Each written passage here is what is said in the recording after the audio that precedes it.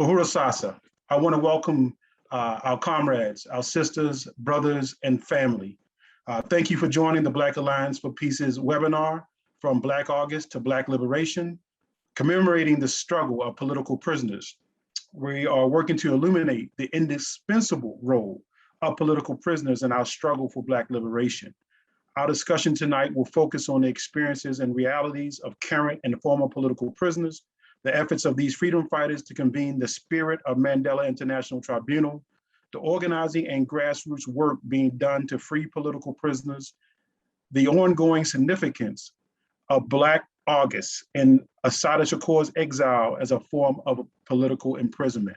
I want to also introduce myself. I am Brother Nnamdi Lumumba, and I am a member of the Black Alliance for Peace. We want to move to our discussion tonight. We have a strong panel of speakers. I do want to, however, point out that one of our speakers was not able to participate tonight. This sister, Jaribu Hill, was not able to participate because of family emergencies. But we have had other folks to step in who will also bring a strong presentation. So with that, I would like to introduce our first speaker. Give me 1 second. I will pull up just a little bit of their history. All right, so our first speaker for tonight is Dr. Makungu Akinyela. He is a founding member of the New African Peoples Organization, as well as the mass organization of NAPO, the Malcolm X Grassroots Movement, MXGM. He is a longtime activist, intellectually committed to fighting for the revolutionary Black national strategy of self-determination and human rights for the new African nation colonized by the United States. With that, we'll have our first speaker. All right, for the land. Thank you, Brother Nnamdi. Thank you very much for that introduction.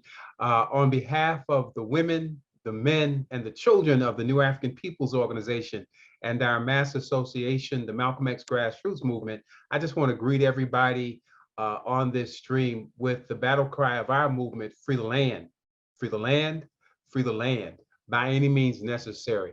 I really appreciate this invitation by BAP to come and talk about MXGM and NAPO's involvement with Black August resistance, the commemoration of Black August resistance and the history of our relationship with this commemoration.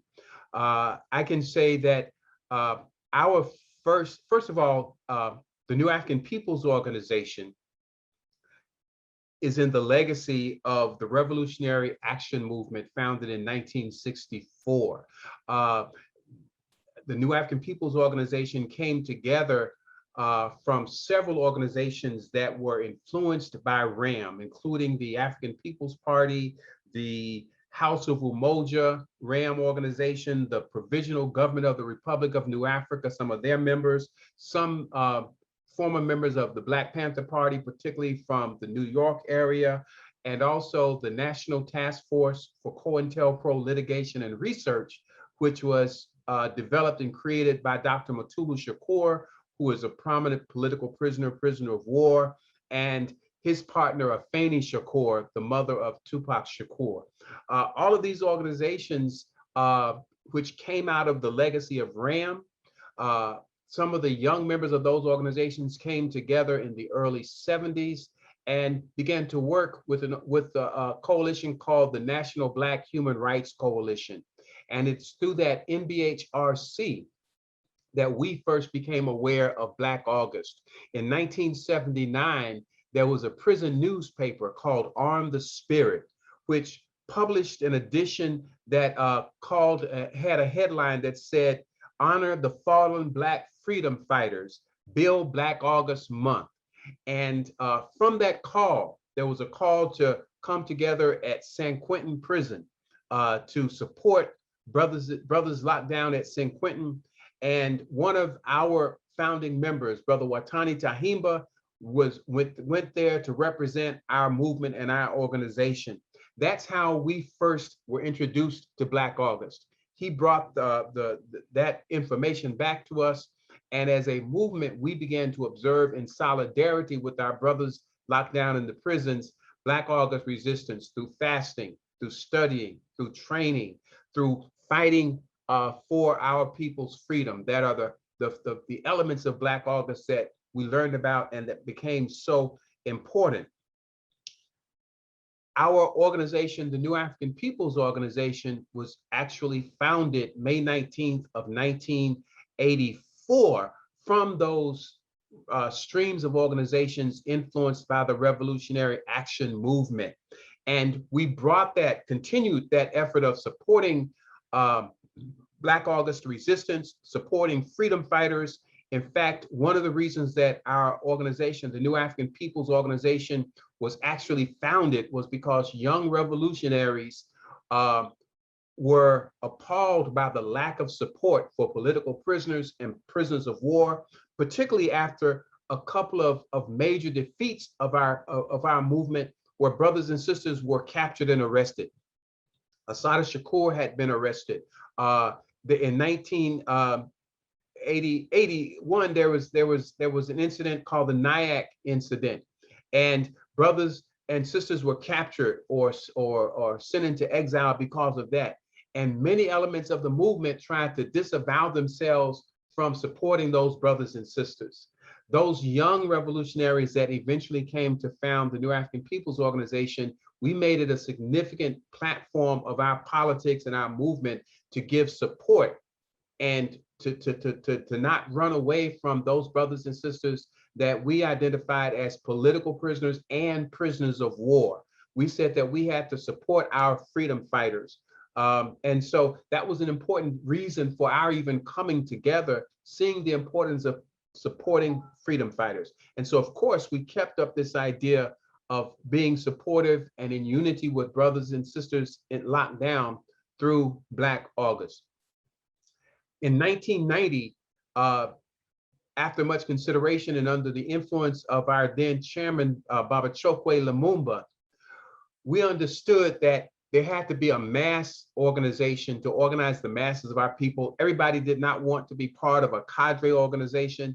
Everybody wasn't going to always be professional revolutionaries. But even though many of our people did not want to fight all the time, most of our people wanted to fight sometimes. They wanted to, but even though they could not commit to, say, 24-hour-a-day political professionalism. And so in 1990, we established the Malcolm X grassroots movement with the idea that the masses of our people needed a platform that they could organize under, that they could organize around principles of self-determination, human rights, fighting against genocide, fighting for the freedom of all of our people, regardless of gender, sexuality, or sexual identity, fighting against sexist oppression. And then, of course, we saw it as important to support our political prisoners. These were the 6 principles that the Malcolm X grassroots movement was organized around, to make space for the masses of our people to organize. From 1990, we continued that organizing. And then in 1996, a contingent of cadre, as well as members of the New African Peoples Organization and members of the Malcolm X grassroots movement, went to Havana, Cuba, to participate in an international youth tour to Havana and Santiago de Cuba. While they were there, those young comrades from MXGM and from the New African Peoples Organization were able to meet with Assata Shakur, and we believe most significantly, they were able to meet with another exile in Havana, Sister Nahanda Abiodun, who was a founding member of the New African Peoples Organization and the New African Peoples Organization and the Malcolm X grassroots movement. Nahanda had been living in exile in Cuba for a number of years. Those young brothers and sisters were able to have conversations with her and some lively discussions about the international situation and what was needed. The following year, after that conversation, 2 of our members, Sister Monifa Bendele and Lumumba Bendele, from our New York chapter began to organize and hosted a Black August hip hop concert in Manhattan, New York, and Havana.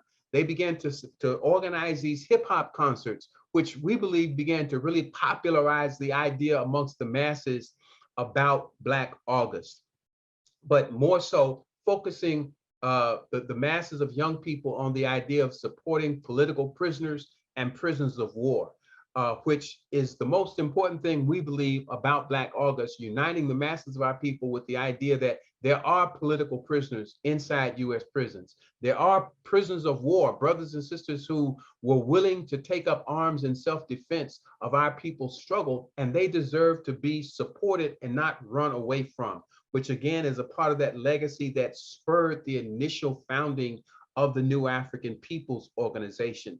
Those concerts went on for quite some time, for several years, because of the efforts of Brother Lumumba and Sister Monifa and the comrades of the New York chapter of MXGM and the New African Peoples Organization. We continue to support Black August. We believe that Black August is an important aspect of our people's movement, again, because when the world realizes that there are political prisoners, when the world realizes that there are prisoners of war inside the United States, just like the world understood through the popularization of the struggle to free Nelson Mandela and other political prisoners in South Africa, as we lift up our political prisoners, our prisoners of war, the world will understand that there's a political situation inside the United States, that there's a colonial contradiction inside the United States, and that our people are actually fighting for their freedom and their liberation and self-determination, and that our nation is worth being supported by the international liberation struggles. That's just a short story of our relationship over the last 50 years or so with this movement and with Black August. I'm looking forward to any conversation that would come from that. Thank you.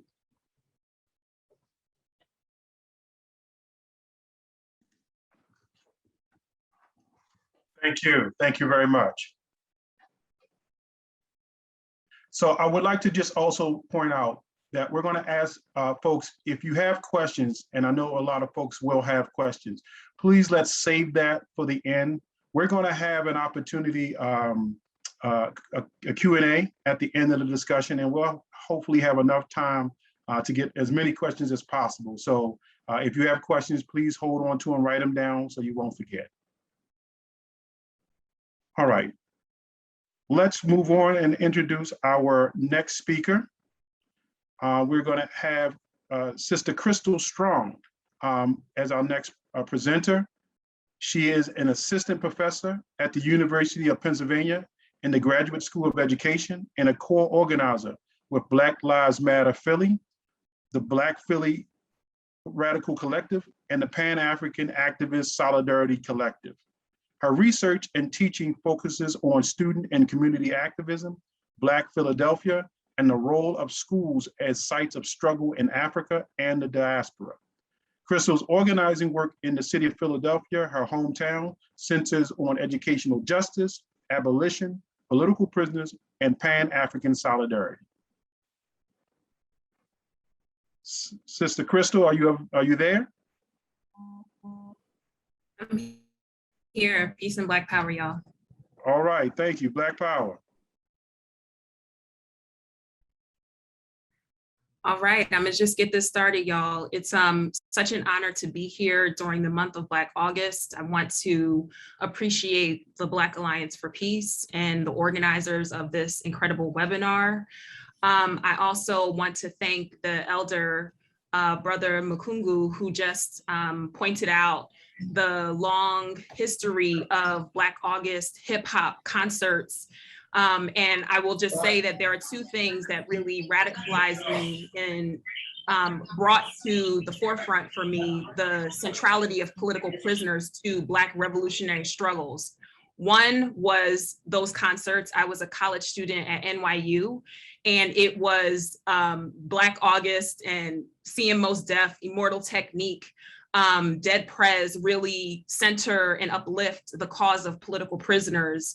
That was very transformative for me. And then the other thing, and that was transformative in a similar way, was the legacy of the MOVE organization.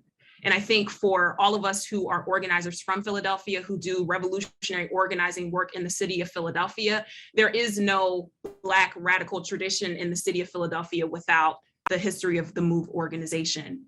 And so I want to start out by, in the spirit of commemorating Black August and our political prisoners, and uplifting the fact that we are just 2 weeks out from the 43rd anniversary of August 8th, 1978, which is the day that Philadelphia police sieged the MOVE compound. And the result of this confrontation, as some of you may know this history, it resulted in the arrest of 12 people, including the members of the MOVE 9, who were sentenced to prison sentences of 30 to 100 years. And I want to just kind of start out by naming that sacred date, but also acknowledging our fallen soldiers who are no longer with us, who survived arrest and political imprisonment on that day, but are no longer here with us on this plane. That's Delbert Africa, Merle, Phil, Consuela Africa, and Sandra Africa. So I want to spend my time that I have talking about three things.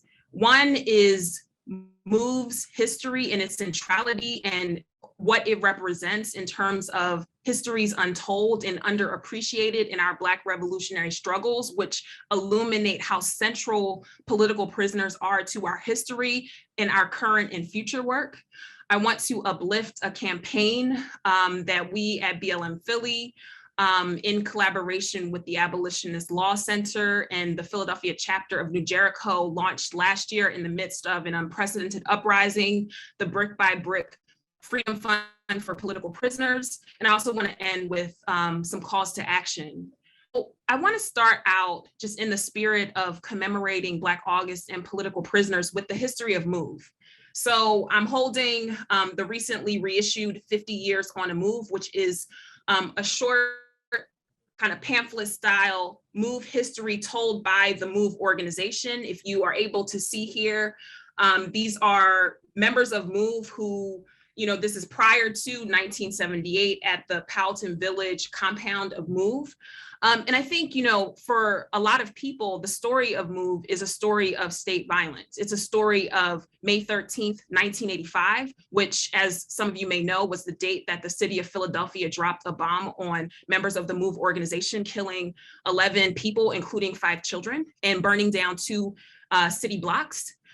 Some people may be aware of August 8th itself, but we are doing ourselves in this radical history a disservice to only define this radical revolutionary work by stories of state violence, right? It's a travesty that we don't know about the radical work MOVE members were doing. Their protests against the Philadelphia School Board, against educational injustice, their protests at the Philadelphia Zoo against animal cruelty, the revolutionary vision for respect towards all life, for, you know, food justice, for exercise, to being in proper relationship with the planet. And I'm uplifting this is because I think it's very important for us to recognize how much we must study these radical histories if we want to, number one, you know, live out and carry forward these revolutionary struggles, but also to understand what has come in the past and how those things are still relevant to our present struggles. And so one thing that I think MOVE's history makes very clear to us, particularly the history of political imprisonment in the MOVE organization, is that political incarceration, it detracts from our revolutionary strivings, right? The fact that we know more about state violence against MOVE than what MOVE's radical visions were is a testament to the intended impact of political incarceration. Another thing this illuminates for us is that political imprisonment creates new harms. It spreads harms even beyond our beloved community members and revolutionaries who are incarcerated. we desperately need to struggle these cycles of state suppression and political imprisonment. Before the Move 9 were captured, it's the Move organization. Before May 13th, 1985, and the murder of 5 children, the police brutalized Move women, forcing them to miscarry, right? When August 8th, 1978 happens and the Move 9 are captured, their children are made penal orphans. And May 13th does not happen without the political imprisonment of the Move 9. And so part of what I'm trying to illuminate here is that we have to go much deeper in our analysis of these kind of spectacular cases of state violence to understand these histories of suppression, how they beget escalations of state violence and political incarceration, and then the wide scale of harm beyond the political prisoner to their families, to their communities, to the folks who are left behind to continue struggling for them. But I think more than any of these things, part of what the history of Move that we can win. Between 2018 and 2020, we saw 7 members of the Move 9 come home, the 7 surviving members of the Move 9 come home. It took 40 years of organizing. It took dynamic strategies. And I have to say, just as a Philadelphia organizer, there's nothing that's been more impactful to my freedom, my participation in organizing work than to see our political prisoners come home, to know that when we fight and when we fight back, we can actually win. But I think what we learned from this is that bringing them home is just the beginning. So Delbert Africa was one of the last Move 9 members who was released in 2020. And less than 6 months after he was released, he passed away due to the effects of medical neglect while he was in prison, due to the effects of prison environmental conditions. And so from that, we saw the need, or the organizing community in Philadelphia saw the need to do more to support our released political prisoners, right? We can envision, we are struggling for them to come home, but what happens when they come home? How are we prepared to support them, to provide medical care for them, to provide resources to them, to come together around them? And so the Brick by Brick Freedom Fund for Political Prisoners, it was created in honor of Delbert Africa, who passed away in June of 2020. It's a collaboration, as I mentioned earlier, between BLM Philly, the Abolitionist Law Center, and the Philadelphia chapter of the Jericho movement. It raises funds and provides life-sustaining support for former political prisoners, like members of Move, current PA political prisoners, as well as legal support for activists who are currently facing court cases. And so I'm going to start to close, but one of the things that I do just want to uplift is that we are accustomed, I think, particularly in revolutionary organizing spaces, to talk about freeing them all, freeing our current political prisoners. This is, of course, important. We also need to think about what kind of support we are extending to our political prisoners while they are in prison, right? So that they can sustain themselves while they are there. I think, another victory that folks might not be aware of is the fact that Arthur Sidiwayo Johnson, he just came home last week after 51 years. When we started Brick by Brick, we anticipated continuing to support 10 political prisoners. We dropped that down to expand campaign midstream because we realized that talking about former political prisoners and current political prisoners was not enough, particularly because, as we saw last summer, hundreds of our comrades are being targeted by the state with the kinds of trumped up charges that they targeted our elders with 30 to 40 years ago. And I'm specifically talking about a dear comrade here in Philadelphia, Ant Smith, who is a tireless fighter, freedom fighter, has worked with Move, has worked to free Mumia, and is now himself facing the threat of political imprisonment. Comrades will talk about that after me, so I won't focus on that too much. But I just want to close by saying just maybe one or two things, which is that part of what we realize here in the city of Philadelphia, particularly because our organizing space is so intimately linked with Move, it's so fundamentally shaped by the struggle to free political prisoners, that we recognize and it's important for all of us to recognize that there is no abolition without our political prisoners. If you are interested in hearing a little bit more about how we define abolition and link the struggle to abolish the police with the struggle to free our political prisoners, you can check out the Black Philly Radical Collective's 13 Demands for Abolition. At the same time, there is no revolutionary organizing without the threat of political imprisonment. And so we have to be prepared to be targeted by the state. And then the last thing I'll say is that our elders need us in this fight, right? We have elders who are languishing behind bars. We cannot allow them to die in the prison. And we also need to create more platforms like this so that we can listen to our elders who are former political prisoners. They have stories to tell. They have lessons for us who are younger in these movements to learn from. And so I'm just so grateful to be here in the presence of an elder, former political prisoner, and comrades who are deeply committed to this work. And so I'll close with that. On the move, free them all. Thank you very much, Sister Krystal. Thank you. Right on. So again, I will just say this. We obviously want to make sure that people don't forget their questions. You're able to put those questions and comments in the chat.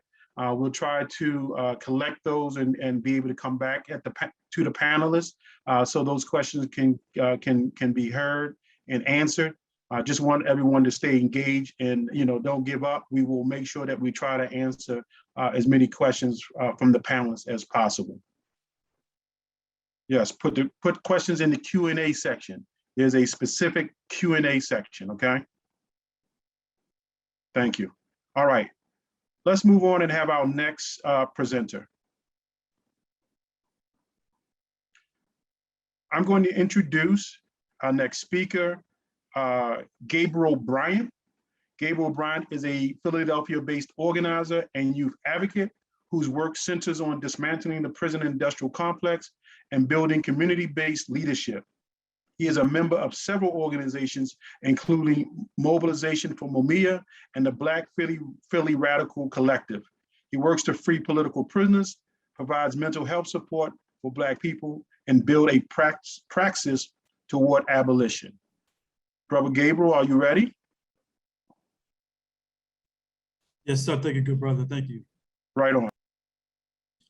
Right on. So first of all, I want to say peace and Black power to the family. It's always good being in the space of some long-time revolutionaries, those inclusive of the Black Alliance for Peace, who have done so much important work for our community globally. And so first of all, we want to say, give thanks to you all. And I want to thank Krystal for providing us with some good foundational work of what's really being done, not only in Philadelphia, but really also across the country. My brief talk today is going to be discussing on somebody who we all understand to be a champion and a leader in general in this work, and that is only one Mumia Abu-Jamal. And let me start by saying, first and foremost, that I would not be here if it weren't for the ongoing work, commitment, and conviction of one Mama Pan Africa, who really has been the leader for the past 39 going on 40 years to make sure that our dear beloved brother Mumia Abu-Jamal could come home. And so I want to give thanks to Mama Pan Africa and all the comrades who are in the organizing committee for not only to bring the campaign to bring Mumia home, but all the different Mumia Abu-Jamal coalitions across from East Coast to West Coast and internationally, specifically those who I've worked with in Paris, France, several years ago and up to now, and those who are also doing great work with us in Germany. This is truly been and truly still is an international movement. So what is happening now with our brother Mumia Abu-Jamal? Right now, we are still facing ourselves in the context of the courts. Back in the fall of 2020, one of the things that Maureen Faulkner tried to do was try to say that our DA, Philadelphia DA Larry Krasner, was not fit, in fact, to deal with this case. Why? Because there actually were found in the DA's office several boxes of files of Mumia Abu-Jamal's case. And that was a big, big part of this case. Once that was exposed by the DA himself, we said conclusively at that point in time that we must be able to figure out a new way to bring his case and to consider his case in the courts. What Maureen has tried to do is claim that the DA has too many connections to Mumia's case and therefore is biased. Fortunately, that did not pass, but most importantly, the challenges that we have ahead of us is that we still have work against us with regards to the Superior Court and Supreme Court. Superior Court, unfortunately, they have said that Supreme Court actually has the jurisdiction to take this case further.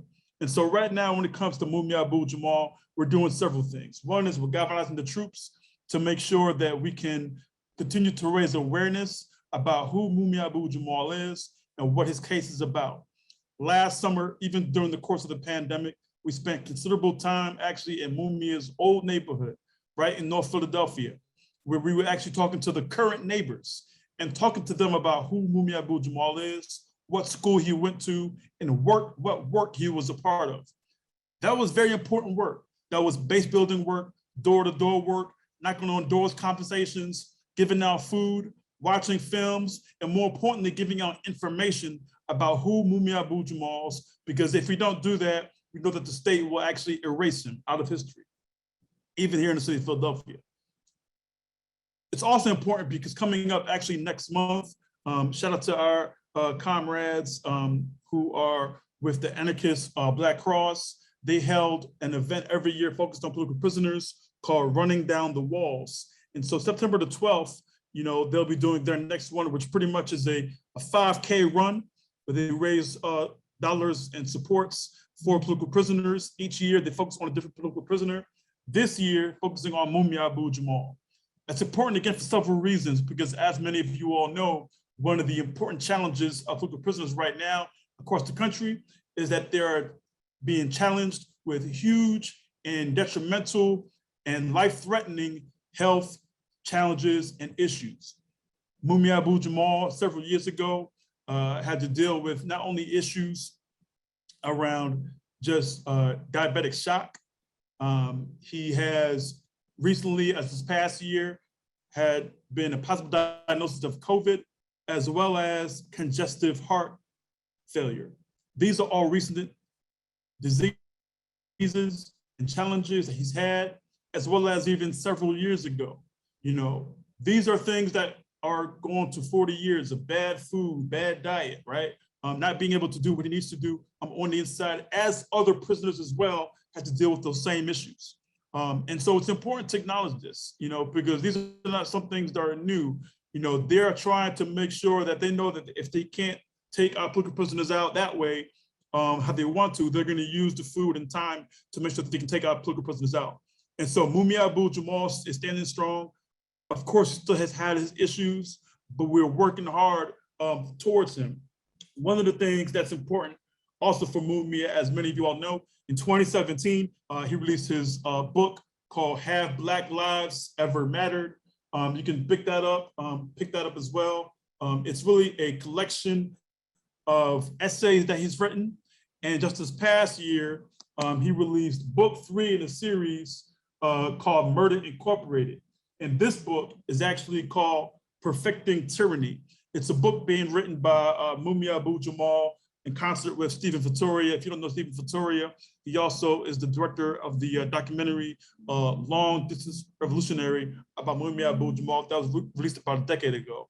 These books speak to not only his current writings, but also where he's at right now in life and where he thinks the movement and struggle for liberation needs to go.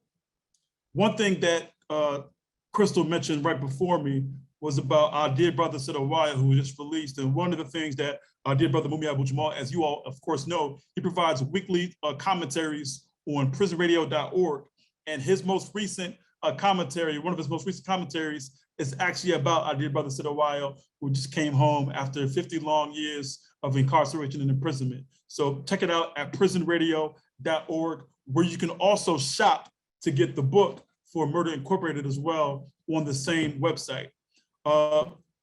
What's important about this work is that I'm a member of Mobilization for Mumia. I believe somebody just put the website in the chat. Those two sites, as well as bringmumiyahome.com, are where you can get more information about updates, about news, and more importantly, how you can participate. This work is so important. This work is so critical. And more importantly, we know that he's gonna come home. As Krystal just mentioned, we have people not only on this call this evening, but we've seen in the past several years, everybody from Robert King to Herman Bell to so many others, Hasta Lopez Rivera, who are all home due to the work of the masses of the people. And so we believe wholeheartedly that Mumia Abu-Jamal will be the next as well to come, along with so many of our other comrades who would locked away in these prisons. I want to now speak briefly about a situation that Krystal mentioned as well, our dear brother Ant Smith. In the subsequent protests of 2020 here in Philadelphia, but also of course across the country, there were several uprisings, obviously, and Philadelphia is inclusive of that. Philadelphia had days, weeks, and months of actions, of demonstrations, of protests in the streets, shutting it down as it were, and more importantly, raising the word about abolishing the police, but also freeing all political prisoners. And our dear brother Ant Smith, who is a very well-known younger activist, organizer, also a dedicated teacher, youth advocate, educator, found himself actually having his home raided in October of last year, so several months after the initial George Floyd protests, and actually was given federal charges, all right? And I'll say this by starting out by saying that, first of all, we're confident that our dear beloved brother will beat this case. And we're confident that although they are trying every step of the way to try to have the case moved, we understand that we're gonna make sure that we can not only free Ant in the clearest way, but the most powerful way. We were able to actually get over 70 letters of character witnesses so that he could be home and released for pre-trial. Although he is home, he obviously has a location monitor. And so he does have to have a curfew. He has to check in with his PO. But we understand this is not anything new, right? If we know the history of our people and the history of our people who have tried to struggle to end the brutality that we're finding ourselves up against, we've seen that anytime that they can, they want to quell the movement, they want to quell momentum, they will select and choose and try to identify individuals who they can imprison, incarcerate, if not take out, in order to have their basic needs met. And so we're saying that our position is free Ant. And so as we're seeing in the chat, for more information, you can follow our Instagram page, Free Ant PHL. You can also go to our newly released website, which also has just launched, freeantphl.com, which has all the update information, including the fact that his court date is coming up this coming fall, which is a big piece. We're still trying to figure out whether or not there'll be live proceedings due to COVID, but we're still gonna pack that corner, that courtroom, that court block, whatever needs to happen to bring our brother home safely and securely. And also there is going to be an event that's coming Sunday here in Philadelphia called, Free the Bull, a jaunt for Ant, Philadelphia lingo and slang. All it means is that we're coming together to celebrate and honor our brother who's been working with Food Not Bombs Philadelphia chapter to feed the people week in and week out every Friday here in Philadelphia, a person who's been teaching his young people at Youth Build Charter School as a social studies teacher for the past few years, somebody who is a dedicated organizer for many years, who was critical in the removal of the Frank Rizzo statue here in Philadelphia, and so much other work that's been critical when it comes to questions of police abolition, and more importantly, how do we build communities that can work for us? And so in the chat, you also will see some of the ways to donate if you cannot make it here in Philadelphia. Obviously, we have a long-going and ongoing defense committee case that's going to be needing some more resources. And so if you can provide it, via Cash App or Venmo or PayPal, that will be in the chat. But let me leave you with this. What's important about the Free Ant movement is that we understand that after so many years of so many victories, of so many names who now walk the streets free, who have now left, the confines of the camps, quote unquote, they would like nothing better than to create a new generation of political prisoners. That's their goal. If they can do that and put new folks like you and me who will then be incarcerated until not 2021, but 2061, 2051, 2071, 2031. That's their plan because we're winning. And so hopefully our position is we want to say free ant, but more importantly, we want to free all the ants across the country. All those individuals who have been caught up through the past 7-8 years during this movement, who have been doing great work from Ferguson to Baltimore to New York City to all cities elsewhere, Oakland, Chicago, Detroit. There are so many quote unquote Ant Smiths across the country. People have been given trucked up charges. And so we got to get them all home and make sure that they all are free so they can continue the work that is so important for our communities and our families. With that being said, you could again go to our pages, Mobilization for Mumia, as well as bringmumia.home.com. We're going to free Mumia, free them all, y'all. Peace and Black Power. Right on. Peace and Black Power, free them all. Just want to make sure again, if you have questions based upon the presentation you just heard or comments, please make sure you drop it in the Q&A section of the chat. That way we can come back and make sure that those questions get answered by the panel. Thank you. We're going to move on to our next panelist. Our panelist is Saudia Durrant. She is a racial justice organizer with the Abolitionist Law Center.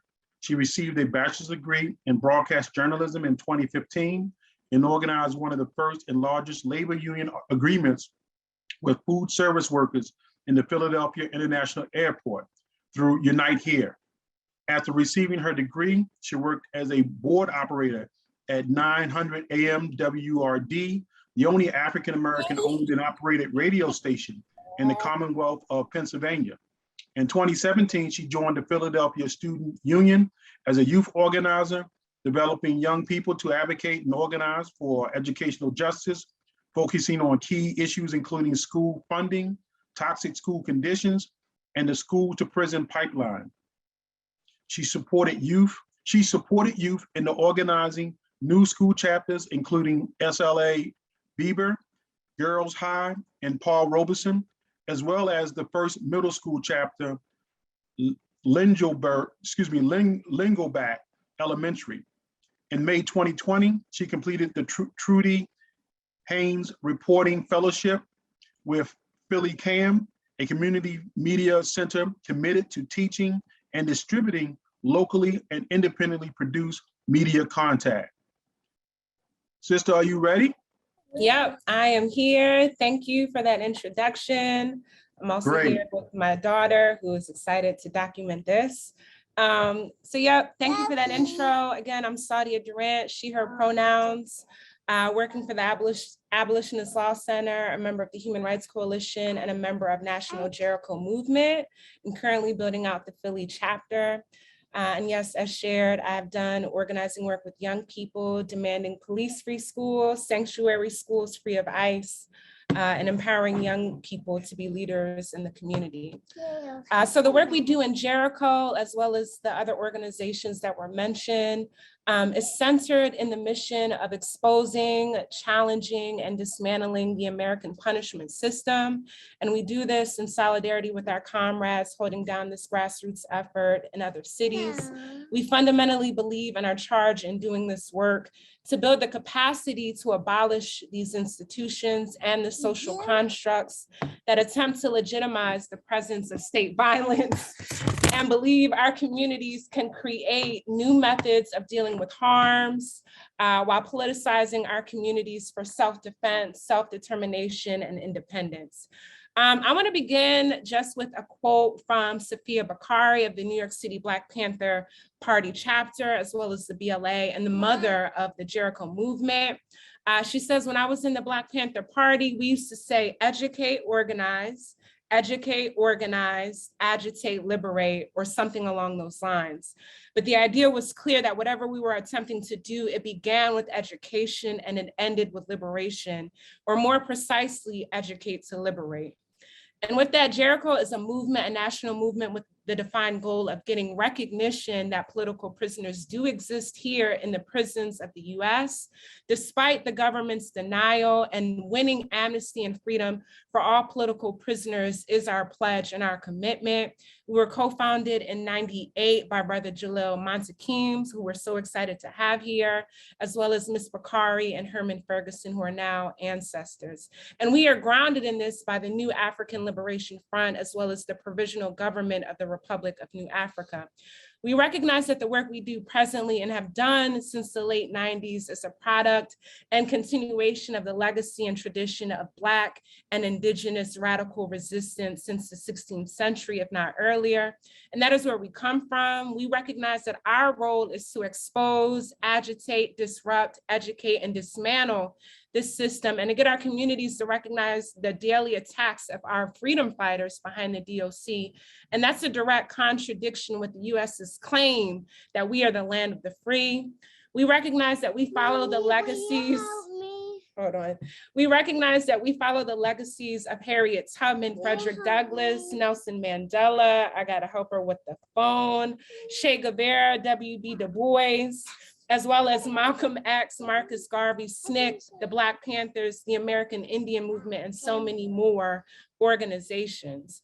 I just want to talk about the conditions that we see locally, right, and why we do this work to free our political, politicized, and social prisoners.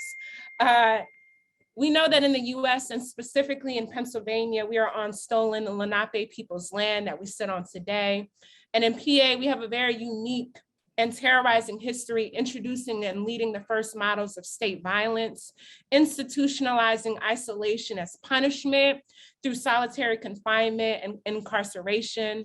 PA is the birthplace of the national prison system model, as well as the cruel practice of solitary confinement, which is a dehumanizing punishment of forcing someone incarcerated to spend 23 hours a day in a single cell. And this began with Eastern State Penitentiary, the nation's oldest prison, constructed in 1825 and not closed until 1970.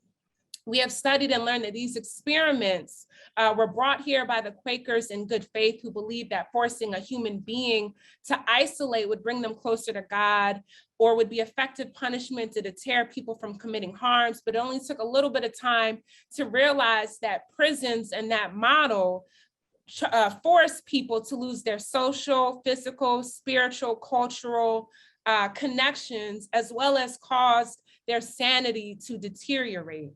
We recognize that solitary was banned, but then was brought back much later in the 70s to disrupt a lot of the movement work that was done during the 60s by our civil rights leaders.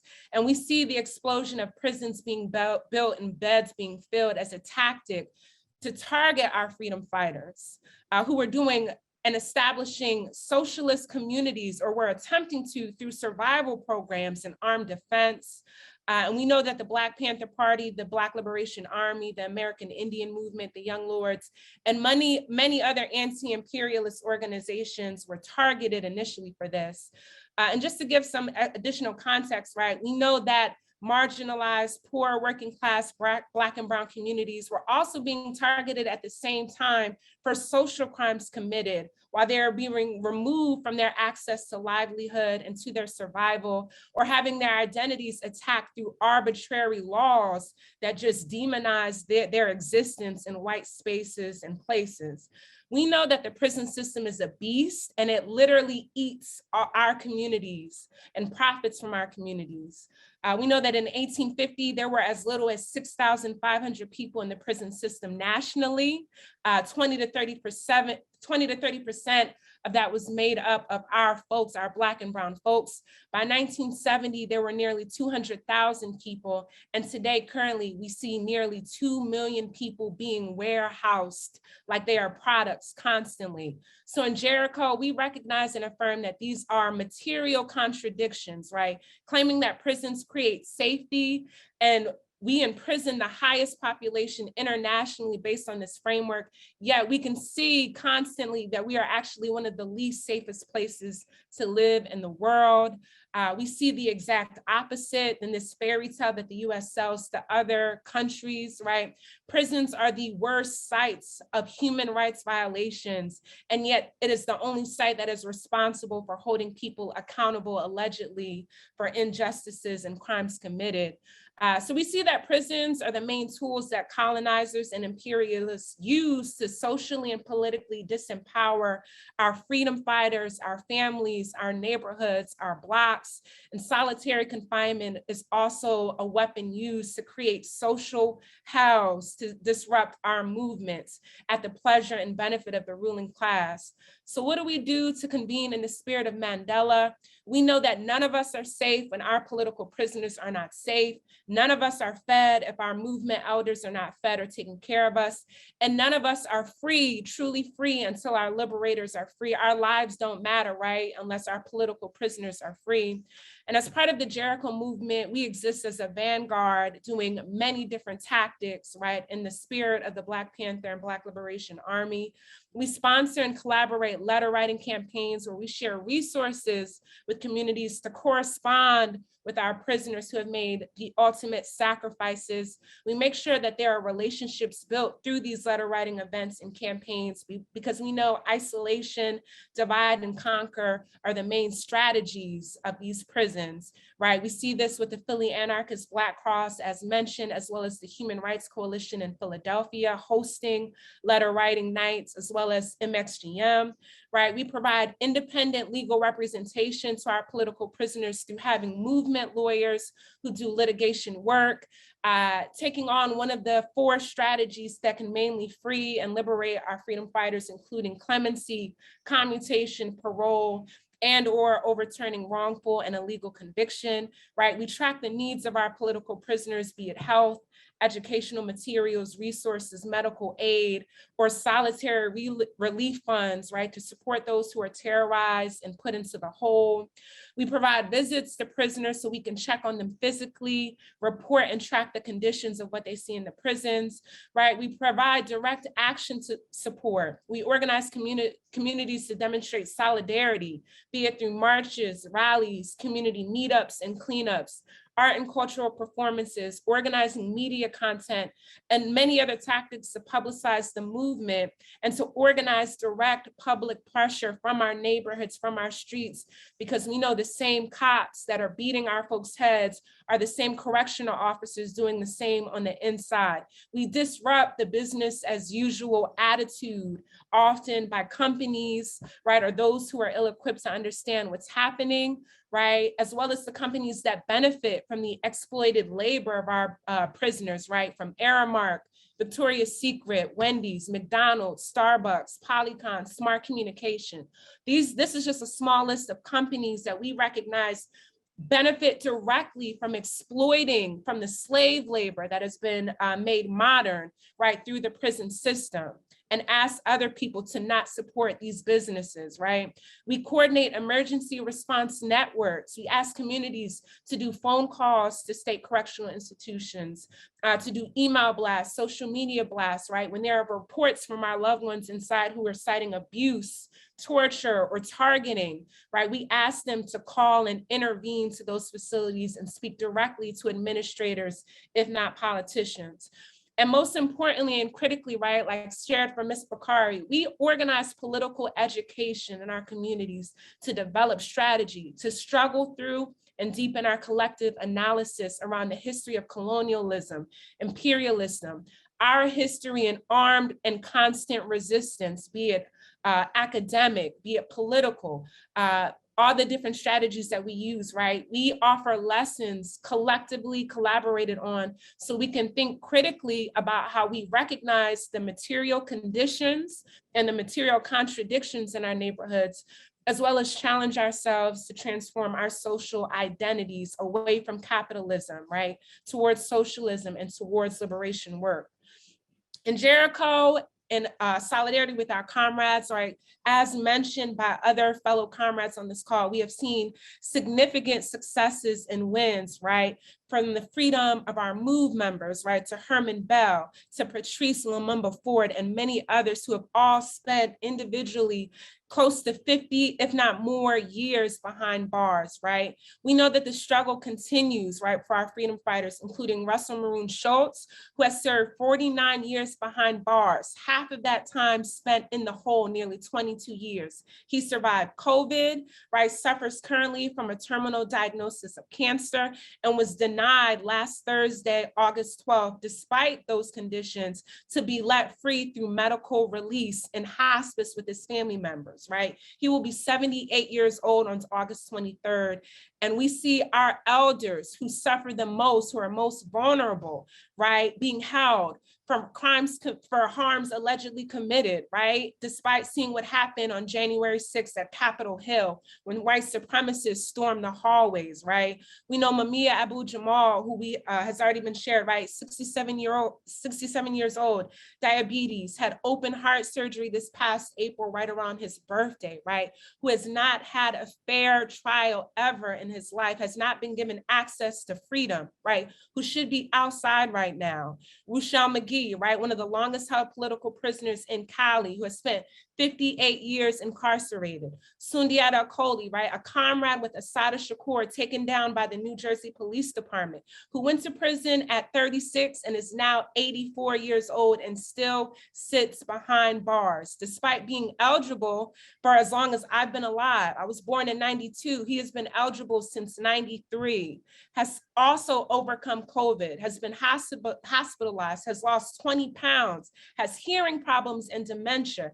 And the prison system still tells us he is not worthy of freedom. And we know that to not be true, right? Mutulu Shakur, Leonard Peltier, Fred Burton, Bill Dunn, Joseph Jojo Bowen, right? These are the mentors and the leaders of our movements, of our communities who languish behind bars. We know that our folks are suffering inside, and we must honor them and commit to not leaving them behind. Because when we see freedom fighters like Jalil, Brother Jihad Abdul Mamid, right? When we see MOVE members, the Angola 3 coming back home, we know that it is possible, and they are worth every second and every breath of our effort to get them out, right? At ALC, the Abolitionist Law Center in Jericho, we have had significant movement litigation efforts that have won, right? It's been already mentioned that after 51 years in prison on a wrongful conviction, right? Our client, our friend, our mentor, and our politicized prisoner, Arthur Chedawayo Johnson, was released just last week. Our movement lawyers dedicated themselves through investigation and research to find that police had pressured a 15-year-old and interrogated them for 21 hours to put out a false statement implicating them against something they didn't do, right? We know that Tyrone Briggs, right, a young man at SCI Mahanoy, where Mumia Abu-Jamal is currently in prison, was killed in November 2019 through a lethal combination of excessive pepper spray used on him, right? Someone from Philadelphia who was 29 years old, who was so close to being released, suffered an untreated asthma attack because the guards pepper sprayed him directly in his mouth, in his face, after he was attacked and assaulted inside, and died as a result of medical negligence, right? We know that there are women with disabilities who have been brutally assaulted by their sergeants at Allegheny County Jail in Pittsburgh. We have filed lawsuits on behalf of people with psychiatric disabilities at ACJ as well, right? This is the legacy of our freedom fighters who say it is our duty, right, to fight for our freedom. It is our duty to self-determine our legacy, right? We have done this also through filing a lawsuit on behalf of the grandmas, the aunties, the cousins, the babies who were tear gassed in West Philadelphia by the Philadelphia Police Department, right? Who used chemical warfare and military force during George Floyd protests last year. right? We have abolished the death row, solitary confinement in Pennsylvania. We have done so much in honor of our freedom fighters. And this is just the beginning, right? We understand that this is our work. This is the movement and the organizing that we must continue and we must commit ourselves to. But these are just a few examples of how we challenge and commit ourselves to organize against colonialism, to organize against imperialism, brick by brick, right? We know that there are challenges we face with carceral leaders trying to co-opt our movements, trying to call things abolitionists that really just help to reform the system and re-legitimize it. We know that we have a challenge to end death by incarceration sentences. We know we have so much to fight for, including the targeting, as mentioned by my comrade, of young and emerging organizers for their political beliefs and political commitments. And we understand that it is our duty to not allow these leaders to use this global health pandemic, right, to disappear our folks, which is what they have done. They have used COVID to put folks in the hole, to separate from their loved ones, to let folks die in prisons without making a final call to their mamas. We organize against this because we recognize this is the legacy that we stand for and that we commit to. And I just want to close, right, in the words of Jalil Muntaqim, right? We are our own liberators, right? We don't have to wait for anyone. We are the ones that our ancestors have been looking for. And I just ask folks that if you haven't, please go to the Jericho Movement website. You can find political prisoners. You can find folks that you can write in some letters to. You can find organizations to sign on to. Please donate to our Solidarity Not Solitary Relief Fund if you would like to, right, where we send money directly to people who have been in the hole, who are disappeared in vague experimental programs, right, that administrators don't even create policies or handbooks for, right? Please step into the movement because we are our own liberators. And that's all I have. Thank you. Wow, thank you. Thank you very much, sister. Very powerful. Thank you very much. Right on. I think that was extremely powerful, and thank you for so much information that you provided. We're going to move to our last panelist. Again, and before that, just want to remind you all again, please, if you have questions, and that's such a powerful presentation, we suggest that you go into the Q&A icon in the bottom. Please drop your question there. That way we can have it for the panelists. Thank you.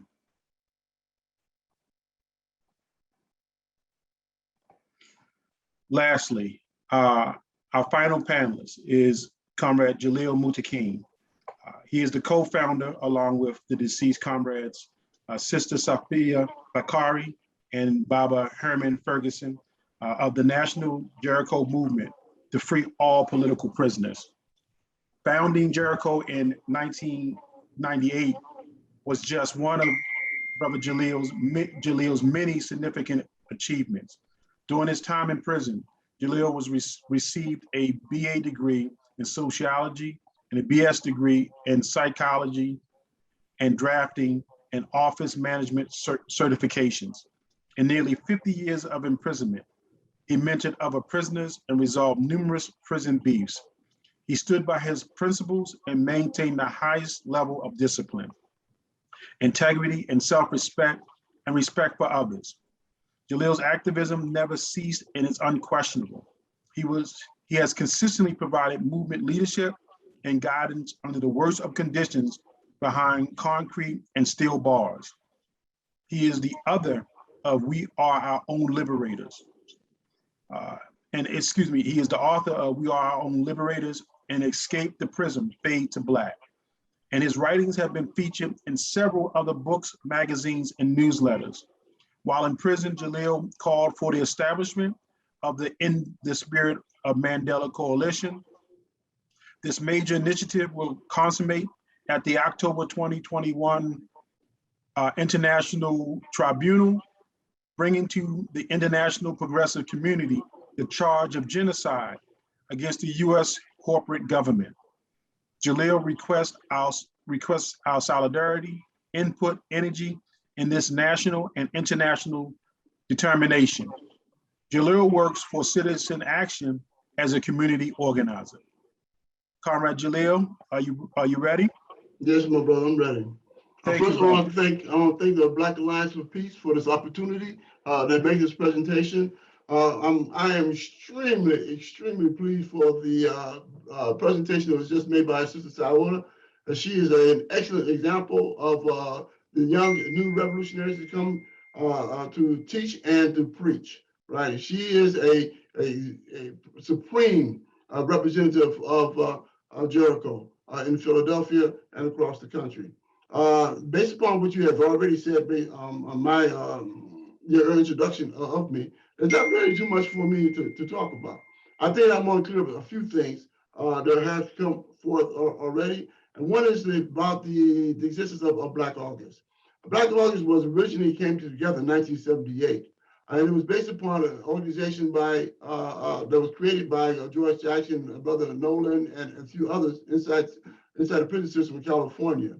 They were commemorating the death of Brother Jonathan Jackson on August 7th, 1971, the death of Comrade George Jackson on August 21st, 1971, and the death of Jeffrey Katari Golden on 1978.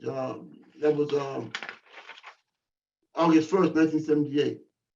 And as a result of understanding that these deaths occurred in a period of these murders, these assassinations, these killings of our comrades occurred during a period where, in a month, whereby we have also seen the resistance of Black people, the resistance of Black people against white supremacy during the course of centuries in this country.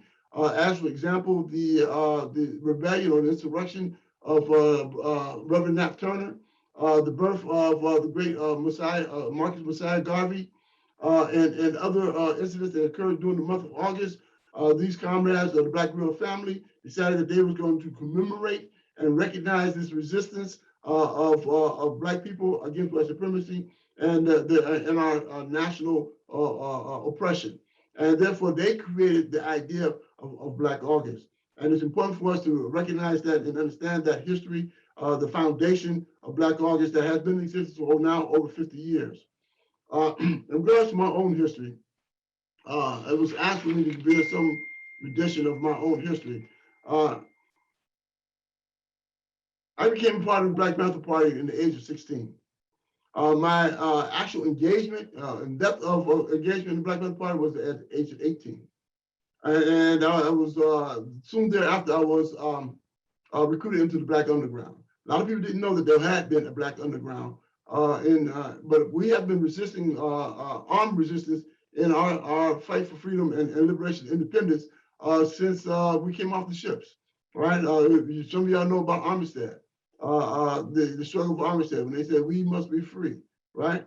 That kind of idea of freedom has been a threat throughout our entire struggle, throughout our entire existence here in the United States. Some of us, you know about the African Blood Brotherhood, right? Armed resistance movement. Some of you know about the Deacon of Defense, an armed resistance movement. And so some of this evolved and culminated into the Black Liberation Army. On August 28, 1971, 1 week after Comrade George Jackson was murdered on October 21st, 1971, I was arrested, I was captured, right? Allegedly for attempting to retaliate against the death of Comrade George Jackson, who many of you know was a field marshal of the Black Panther Party. And we defend ourselves, we defend our members, right? And so when they murdered him, we sought to retaliate against his death. I was captured. That was on August 28, 1971. And for 50 years, they held me in prison. Nearly 50 years, they held me in prison. While in San Quentin in 1977, I initiated the first UN campaign to the United Nations. There was a U.S. prisoners petition to the United Nations. It was 1977. During that same period of time, comrades in San Quentin Justice Center, which I was being held in, I had Rochelle McGee next to me. I had the San Quentin Six in the same gallery with me at that time. We had what was called Voices from San Quentin. And it was like a newsletter. And it was all writing that we would send out to the community. And it caught on as a little small newsletter. And then out of that newsletter, I established what's called Army Spirit. You heard Brother Akinyela talk about Army Spirit. All right, so I initiated Army Spirit in it was the first national newspaper coming from prisoners in 1977, and it came and evolved in 1978. In 1977, I was paroled from California and extradited back to New York to serve my prison sentence in New York. And also part of that evolvement was the idea of moving towards the building, having international jurists come to the United States and investigate whether or not the political prisoners exist. Some of you may know, actually many of you won't know because you're so young, but back in 1978, as a result of that petition campaign, a question was asked of me that Andrew Young, who was then the ambassador to the United Nations, was having a press conference in Paris. And the question was asked of me, what question would I like to have asked of him at that time? And I said, only one question asked. He had a journalist in Paris who was going to be at that press conference and was asking me what question I would like for him to ask. The only question I asked of him was, does political prisoners exist in the United States? And Andrew Young spoke truthfully. You can go to New York Times and look it up. It's in the archives. And he said, perhaps thousands. And he was chastised by Jimmy Carter and many of the right-wing Democrats of the United States for making that admission that there are political prisoners exist in the United States. The international jurists also came to that conclusion after they did their investigation. They had investigated and talked to several political prisoners, including Sundiata Okolie and others, to determine whether or not the political prisoners exist, and they came to that conclusion. All right, so it comes to a point where we have to come to the realization that in terms of struggle, our struggle here in the United States, that they will put us in prison. They will kill us and put us in prison. And as a result of that, we have indeed political prisoners. Now, in 1996, the RNA had been the Republic of New Africa, which I am a citizen of. If you're not a citizen of the Republic of New Africa, I think that you should investigate that, do the research. Who is the provisional government of the Republic of New Africa? And perhaps you would change your identity as to who you think that you are in regards to becoming an American or African American. You know, that's a problem that I have in terms of our thinking. When we identify ourselves as something that is in opposition to each other, right? Because we all know that America has never been in support of Africa. And so while you're identifying yourself in support of America, and then also in Africa, I think that you have a split identity. You have issues in terms of identifying yourself with a government, with a nation that has not even the support of the other half that you identify yourself as, an African American. But nonetheless, that's another issue altogether. And so the Republic of New Africa was doing Jericho marches around the White House calling for the release of political prisoners. In 1996, they stopped doing it, and for reasons that I really don't know. And I decided that it was time for us to resurrect the Jericho March. So in 1998, I put out a call and to our comrades, and Sophia Bukhari, my dear sister Sophia Bukhari, and Barbara Herman Ferguson. Some of you may not know Herman Ferguson. Herman Ferguson was one of the leading members of RAM, the Revolutionary Action Movement. I heard Brother Akinyela mention RAM. He was one of the leading members of RAM, along with Muhammad Ahmed or Max Stanford at the time. And so he came, and another part of the history of Herman Ferguson, he had to go into exile. He was a COINTELPRO target, and he had to go into exile. So when he came back, he did time in Attica, and then when he came out of Attica, he got right back into the movement. And so they came to visit me, and we decided that we're going to resurrect the Jericho marches in Washington, D.C., demanding the release of political prisoners. And as a result of that call to action, 6,000 activists from across the country went to Washington, D.C. for that particular purpose. And as a result of that movement, a result of that taking that action, we evolved through the National Jericho Movement. The National Jericho Movement has been in existence for over 21 years. It is the predominant organization in support of political prisoners in the United States. And if you don't know anything about the Jericho movement, then I suggest that you Google it, go to the website and learn more about Jericho movement and join Jericho movement. In 2018, I was held in Southport Correctional Facility. They put me in isolation. I was put in isolation for teaching a class in Attica Correctional Facility, Black History class. And apparently they didn't like what I was teaching. And I started the class talking history from 1862, 1861, up to 1966, when I started talking about the Black Panther Party. And they felt that because I was teaching about the Black Panther Party, that I was trying to persuade gang members, the Bloods and Crips, etc., to become an army. And so they locked me down. They put me in isolation. And while I was in isolation in Southport, I decided it was time to have us bring back the international jurors. And at that point, we began the process of building what we called the Spirit of Mandela movement. Spirit of Mandela movement was to bring back the international jurors, and it has evolved now to a question of we talking about genocides. We charge genocides. Why are we charging genocides? Because the conditions that we are confronting in the United States are genocidal. And I just want to read a part of what I mean by genocidal, what the International Convention on Genocide says. And I'm going to read this out of my book, We Are Liberators.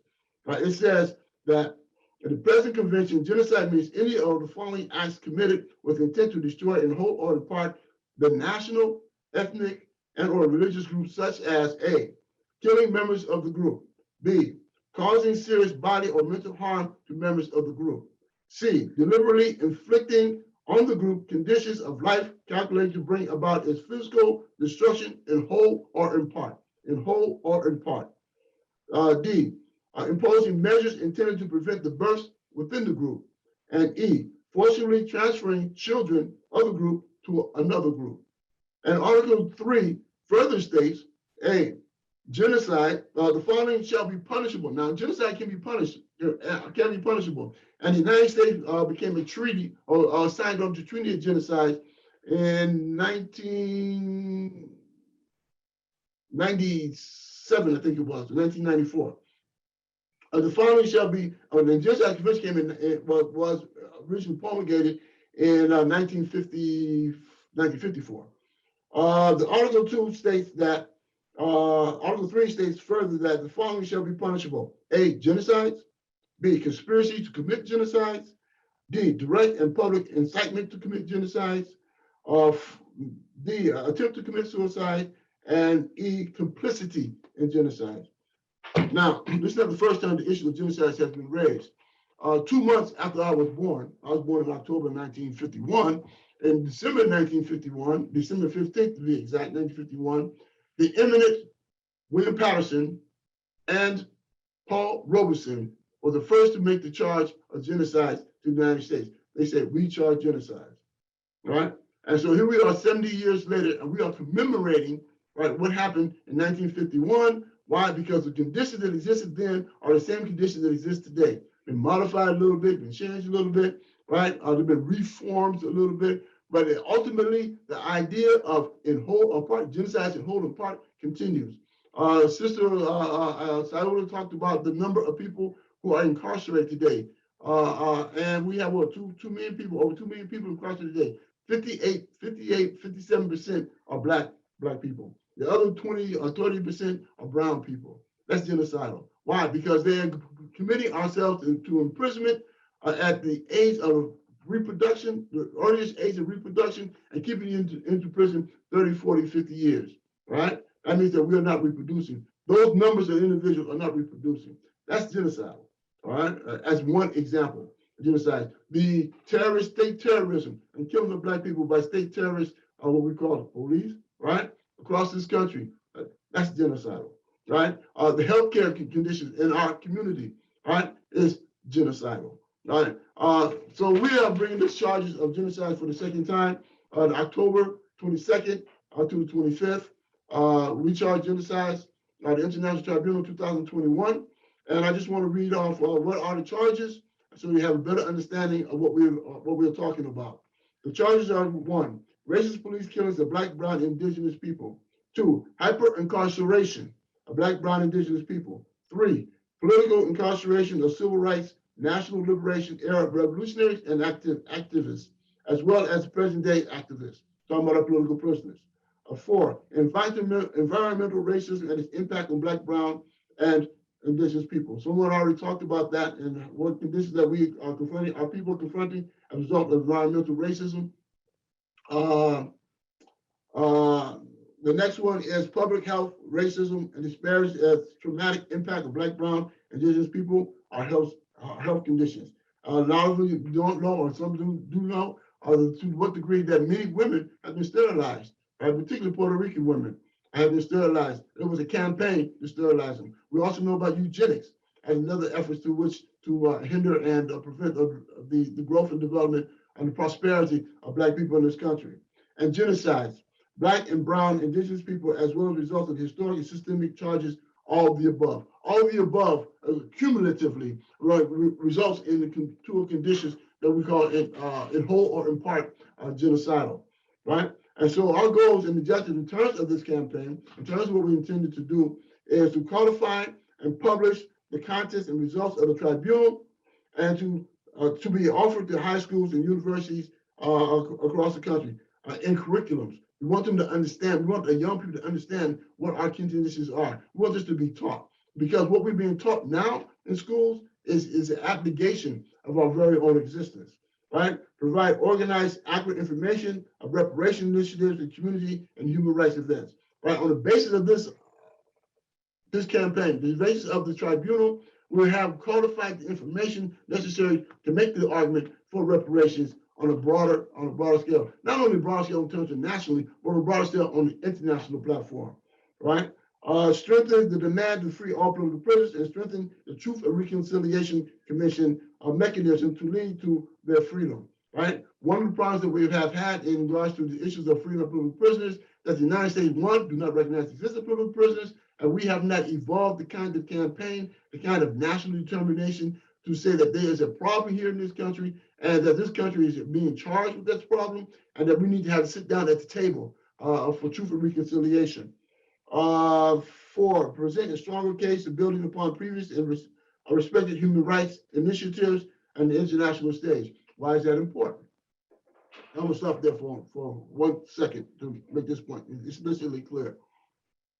For over the years, we have been supporting the international struggles of other oppressed peoples around the world, right? We have come to their aid. We have come to their support on a political level. Martin Luther King once said that the United States is the greatest purveyor of violence in the world. Greatest purveyor of violence in the world. And ultimately what this means is that we are complicit. We are complicit by our allowing this government to engage in those kind of activities, colonialism and neocolonialism around the world, all right? Well, our complicity is in our silence.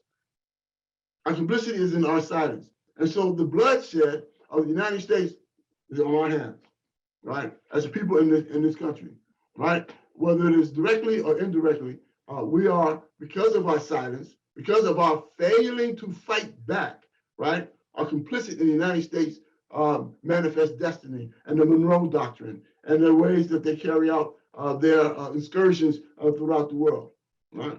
Okay, and so this is one of the reasons why we have to engage in the struggle that we need to engage in, because it builds solidarity with those people who are engaged in struggles against imperialism around the world, right? And so for me, for our understanding, I would believe, or like I hope, is that when we engage in our struggle, that the international community should come to our aid. Why? Because we're in the belly of the beast. We are in the belly of the beast.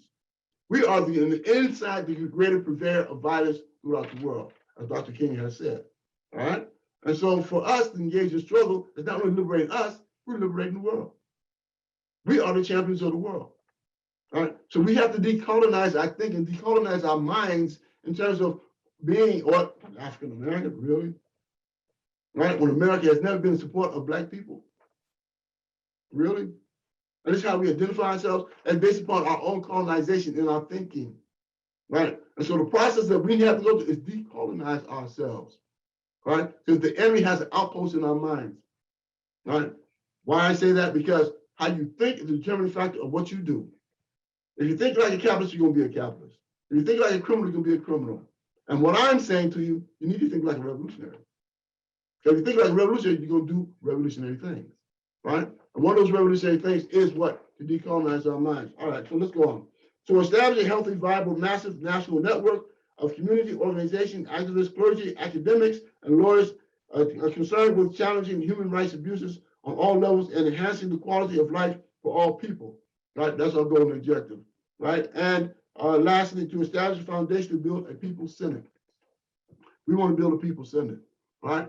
As a result of the International Tribunal on October 22nd to the 25th, it will be held at the Malcolm Shabazz, it'll be held at the Malcolm X, Betty Shabazz Audubon area, auditorium, I think that's what it's called, right? It will be held there, and we'll have auxiliary or secondary areas for people to attend and review the tribunal. We have Sister Nikichi Taifa, who's will be the main prosecutor of this tribunal. We have 9 international jurors who will be either virtually or physically here in New York to hear the testimony of what we're calling genocide, the charges of genocides.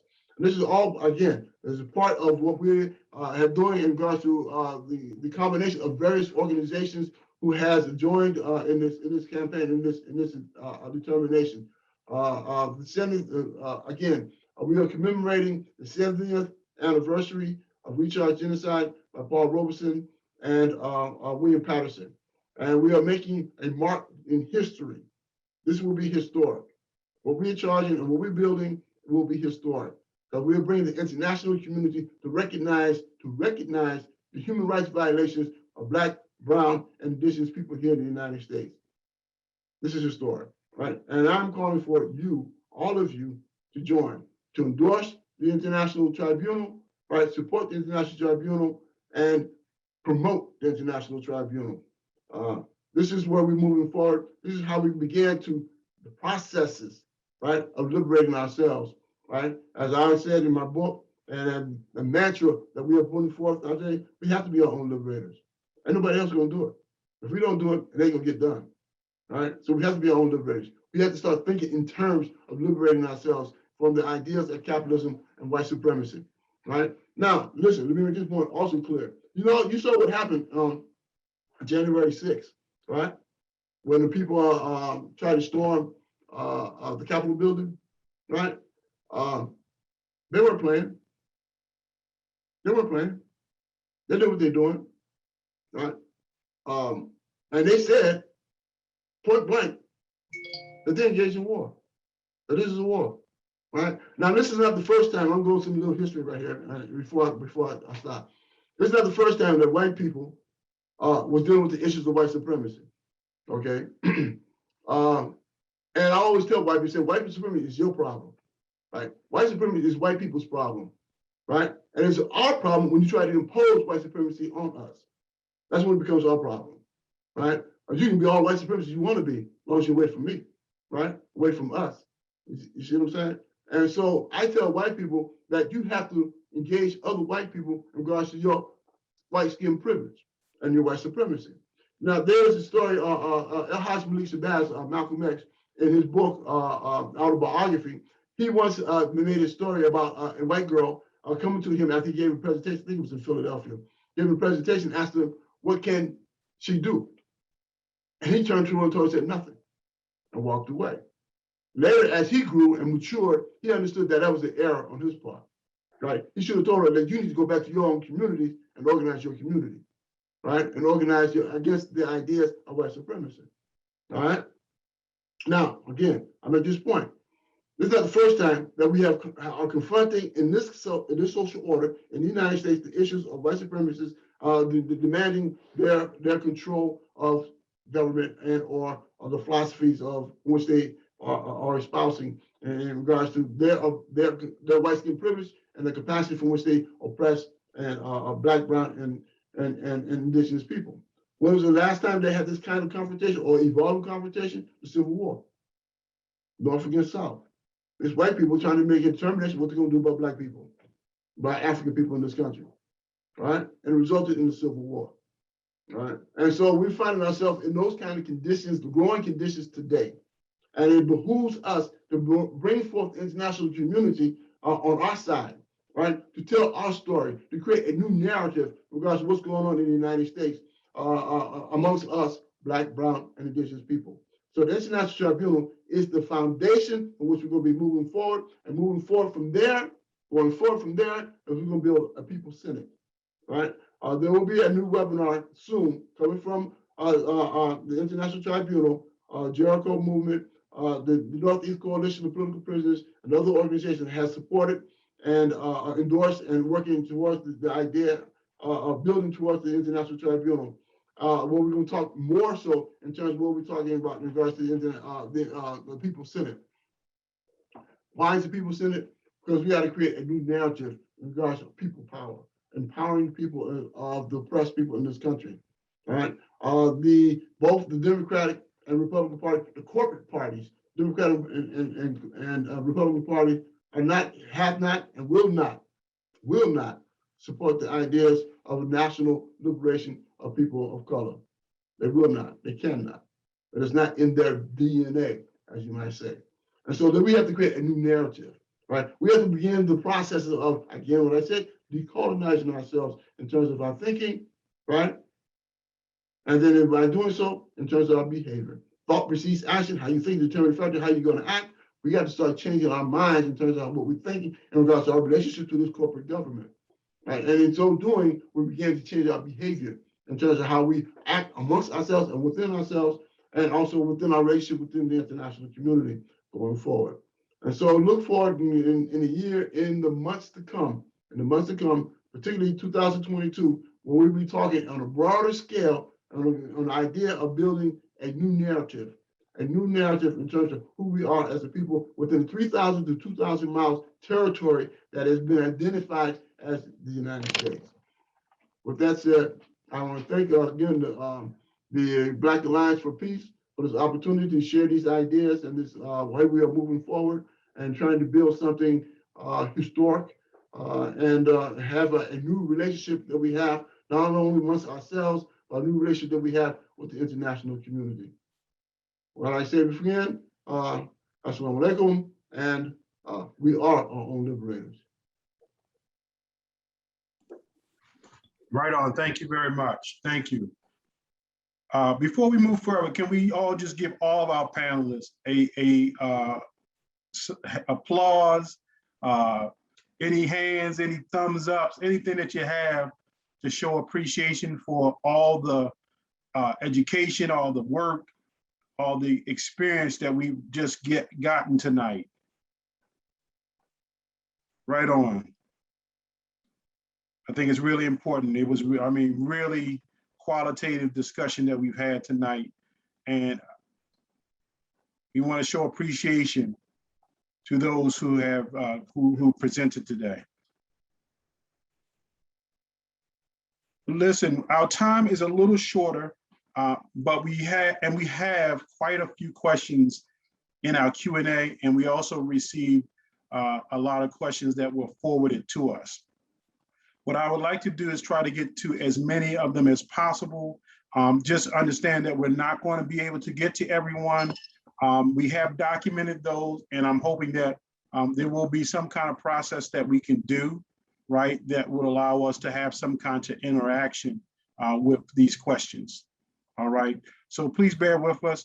I'm going to ask the panelists as I read these questions, maybe one or two panelists. We don't want to obviously have everyone take a turn at a question. I would also ask that we try to be as to the point as possible with our responses. Okay, thank you. So I'm going to read just a few.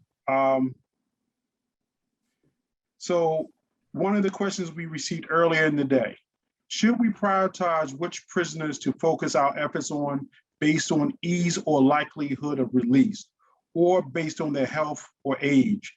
There are a lot of prisoners that need our help. Anyone would like to tackle that?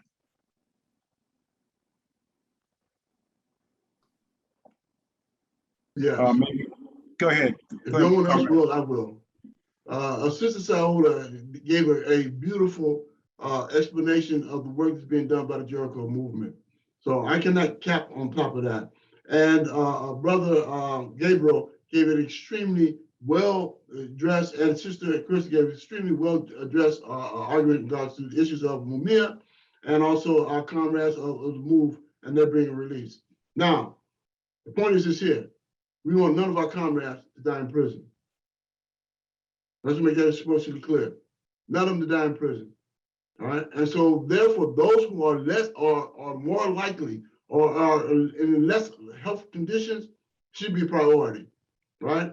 Brother Sundiata Okoli, Brother Makungu Shakur, Brother Poindexter, Brother Kamal, and others who are suffering, Brother Imam Jamil Al-Amin, right? Who just had eye surgery, trying to get back his eyesight, right? There's a likelihood that they may die in prison. We don't want that to happen. So they're going also Mumia, right? And so we need to prioritize. We need to prioritize those who are most vulnerable, right? And put our resources to those most vulnerable. Try to save them. Get them out of penitentiary if we can. That's a big fight right there. So yes, I think that is the way to go. If someone can contradict that and give me a different idea, I'm willing to hear it. But we don't want them to die in prison. Sure. Thank you for the response. Listen, to help try to get more of the questions in, I'm going to try to ask multiple questions for the group. Anyone can grab any of them that we put out. That way we can try to respond to more of the questions that were shared by the viewers. So here are two questions that were asked. Is going through the court system the only option we have to free prisoners? And also, repression is the rule of empire. How can we better be equipped to deal with comrades being captured by reactionary forces and placed into camps? So those are the two questions there. If you want to respond, go ahead, comrade. Well, appreciating the first question. The court system is our most immediate option. Also, it's very important that we not stay limited to U.S. court system. That's why the international work becomes so important, that we work to get support of the international community. And that's why we have to legitimize the idea of political prisoners and prisoners of war to the international community. That's why things like going to the UN, going to The Hague, going and basically any places that we can make our case to someone for it to be heard. But right now, that's our primary options to deal with until some Black angels might show up once again magically like they did for our sister some years ago. But beyond that, we're not waiting for the angels. That's the primary fight that we have to wage right now. Thank you. Would anyone like to tackle the second question? Could you repeat that question, brother? I'm not quite sure I understood it. Yeah, certainly. We ask, repression is the rule of empire. How can we better be equipped to deal with comrades being captured by reactionary forces and placed into camps?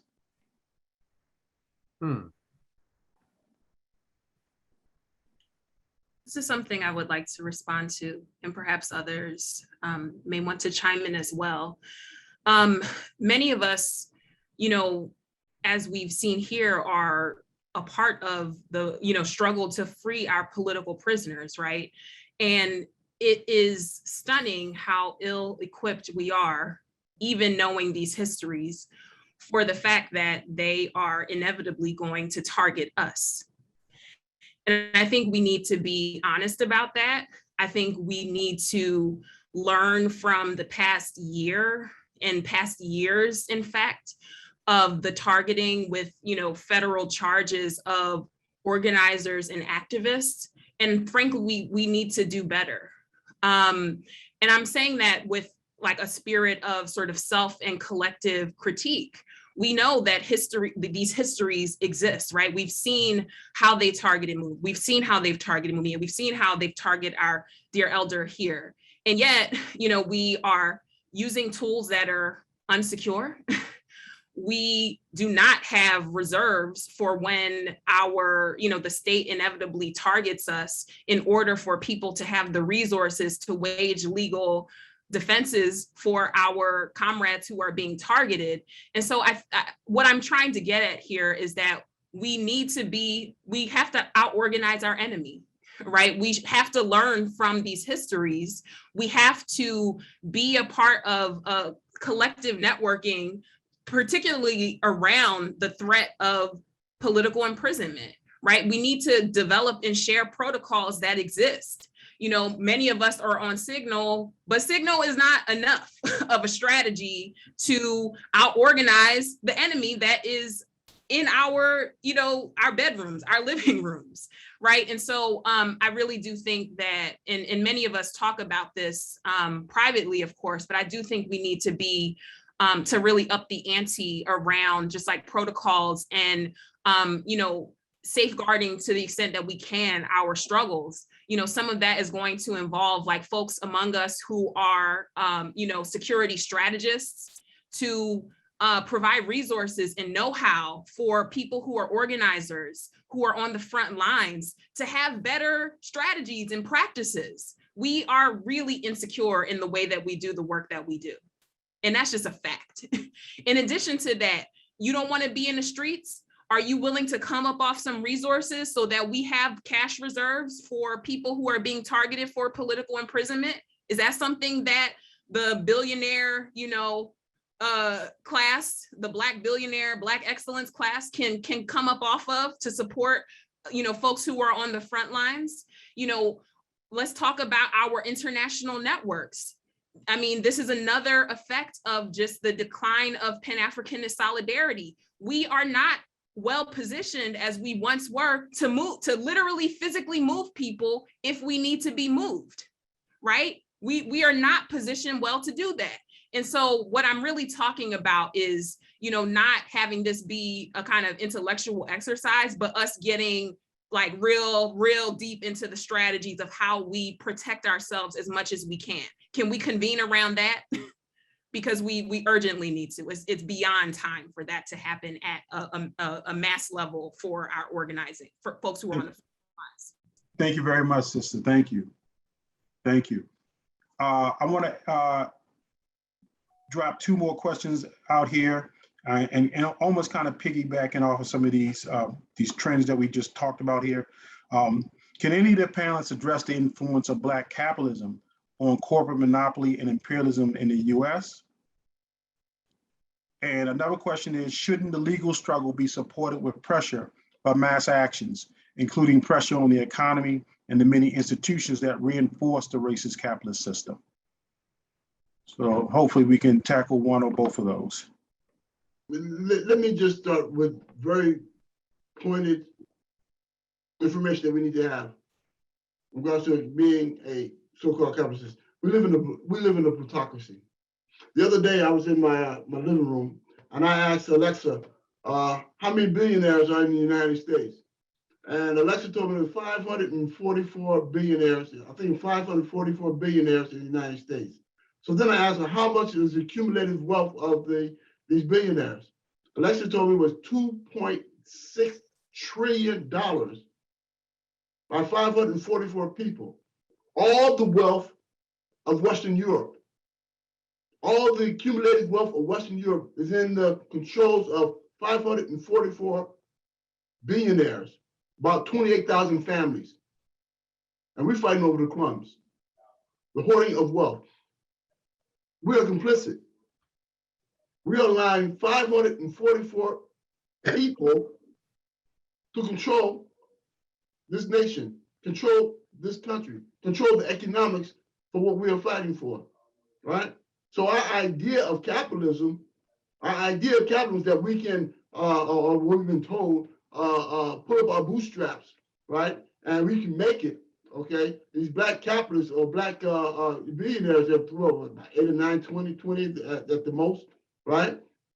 Billionaires in this country, they're negligible to what's going on in terms of the wealth of this country. So yes, they need to be challenged.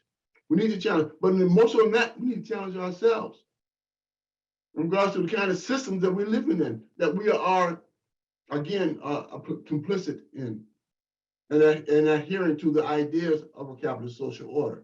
So for us, we need to begin to think about communal living. As the sister Krystal said, we need to think about new forms of security, and those kind of security also means economic security, right? And how we manage our wealth, our collective wealth, as an oppressed nation of people. Thank you. Any contributing responses before we move to the next set of questions? Yeah, I'll add something to that. I think you're welcome for the phone negotiations. I will in a second. I think like Brother Jalil said, right? I think what we saw often coming out of after the Black liberation movements, right, were completely targeted through COINTELPRO and the FBI, right? And you see the undermining of our revolutionary movements that centered poor and working class and proletariat communities, right? We then saw the rich and the ruling class and the wealthy and the NBA stars, right? Our communities were completely romanticized to replace a lot of those revolutionary grassroots movements, right, with capitalist ideals, right, with wanting to own private property, with wanting to create wealth, right, with wanting to be Black billionaires or celebrity activists or celebrity superheroes. And I think for us, it's just really critically important for us to, one, believe and trust in efforts to replace capitalism, right, and to not look at profit over people mentalities. I think it's really important to understand that while our revolutionaries were taken away from us, right, decentered, right, murdered, exiled, forced into hiding, taken captive, right, we had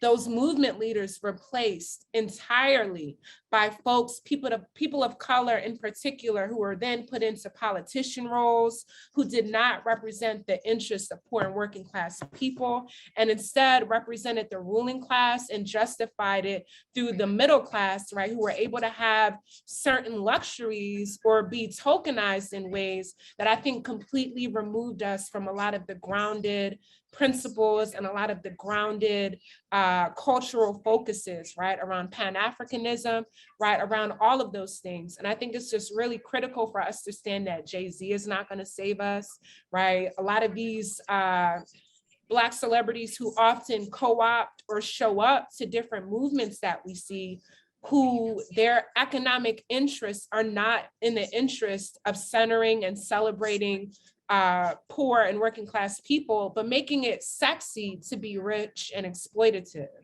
And I think it's just really important that people don't try to misequate liberation with having quote unquote financial freedom, because that financial freedom is at the expense of you being at a table that other poor Black and brown Indigenous people can't be at, don't want to be at, right? And that is falsely equipped with racial change or racial progress when we see our folks, you know, being police commissioners, our folks being politicians, right? Our folks leading corporations and companies, right, that are sold to us, that just constantly protect the value of privatization, right, over community access to housing and education and medical care. That's just really critical. Mm-hmm. Thank you. Listen, we have time for like 2 more questions, and they're very closely related, and we're really going to have to bring it to a close. And I wanted to raise this question because there was an interesting distinction that people wanted to understand. What is the distinction between political prisoners and prisoners of war? That's the first question. And then one that's very closely related: how do we raise our level of struggle to free political prisoners and prisoners of war to a higher level? What are political prisoners and what are prisoners of war? I can speak to how New African People's Organization and MXGM understands that. There might be some other understandings. We say prisoners of war are specifically those brothers who consciously took up arms in defense of our struggle. They consciously defended our organizations, our movements. They took up arms around political principles, and they were captured. And we say that they should be recognized according to international law as prisoners of war, that they actually were soldiers for our nation. And several of our comrades have presented themselves as prisoners of war in court. In fact, Dr. Assata Shakur did it, and actually the judge agreed with him. The judge agreed that he was right in his political argument, that he was acting as a soldier, and that he was a political prisoner or a prisoner of war in the fully legally sense. And so we think it's important to raise that because it's also important to let people know that we are in warfare conditions here inside the United States. And that, by international law, prisoners of war are to be treated in certain ways. They're to be respected in certain ways. The best example we have is the Irish Republican Army, which were recognized as prisoners of war when they were captured, and they were treated as such. They were not treated as criminals. We think it's important to raise that position. Political prisoners are brothers and sisters who did not necessarily take up arms, but they were engaged in political work, political activities. Many of those political prisoners were arrested strictly because of their political beliefs, not because they had done any kind of crime, but often the criminality is used as an excuse to imprison those brothers and sisters, where the real objective is to remove them from political activity and political action. So that's how we would define those two, make those two distinctions. Excellent, thank you. Obviously, the work to raise our level of freeing political prisoners and prisoners of war is an important question as well. Comrade Jalil, did you have any final comments before we close out? Thank you, brother. Final comment. I like what Brother Makungu Akinyela said. He's absolutely correct. Right, there is that distinction between the two. But we also have them also make a distinction in regards to what we call our social criminal prisoners, right? Yeah. We have to understand that they have fallen under the rubric of political oppression, right? And they have succumbed to these ideas of political repression. Now, this is important to make this note, right? Their behavior is that of illegitimate capitalists. They have bought into the system and the ideas of, if I get rich, I'm going to be all right.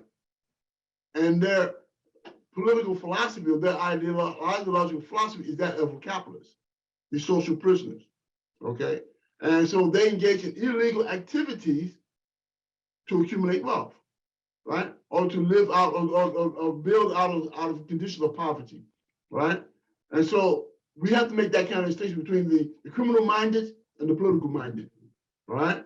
And so as Brother Akinyela has aptly stated, right, there is a distinction between those individuals going to the penitentiary, going to prison, been locked up in prison, right, for criminal offenses, although the conditions from which they're engaged in essentially political oppression, but their behavior based on their thinking is illegitimate capitalism, right?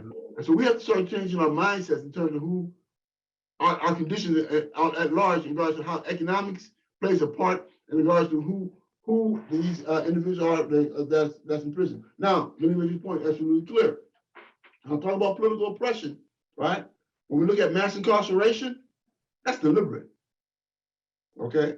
That's deliberate. And after the movements of the 60s, right, and the riots in the 60s and the early 70s, that's when they inundated our communities with drugs, right? And the gang explosion. Those been gangs, but the gang explosion, right? And that was to diminish revolutionary ideologies and the politics, right? And so this rap music and all that stuff that loop in their heads today, right? all these gangster rappers, there's a loop in their heads, because that's all they listen to all day long, right? It's part of the capitalist processes of psychological oppression, all right? We have to understand that. And so, again, we have to decolonize our thinking, right, in order to change our behaviors and our relationship to one another. And so, what Brother Akinyela stated in regards to the political prisoners is absolutely correct, right? In my book, We Are Liberators, I have an entire chapter dealing with the issues of international law as pertains to political prisoners and prisoners of war, all right? And so the information is there, right? We have to study. We have to study in order for us to evolve towards liberation. We educate to liberate. Thank you so much, comrade. And that's obviously the last word. We have to study and we have to be in motion as well. I just want to make sure that folks are watching the final items being dropped in chat, links to Jericho, links to Black Alliance for Peace, links to the Spirit of Mandela information. Please make sure you don't leave without knowing how to get more information, how to get connected and organized. There are links for how you can support with donations, buying merchandise, and supporting the work of activists who are on the ground. There are lots of ways for us all to engage. There's also ways for us to build greater alliances. If you're already a part of an organization and you're not tied to these organizations that we've heard tonight, you need to reach out and make these relationships, right? Begin the process of understanding their work and how we can all plug in to support this work to free our political prisoners. Again, you've never seen a revolution be successful without a struggle to liberate your prisoners of war and your political prisoners. We have to be serious about that. I want to thank you all, comrades, for joining us tonight. There's so much more work to learn and to do, but hopefully this presentation has helped you to gain greater knowledge of how you can participate. Don't leave this feeling like you've been entertained. Be engaged, right? And reach out. I want to thank you all. Uhuru Sasa and free the land, free them all. The land.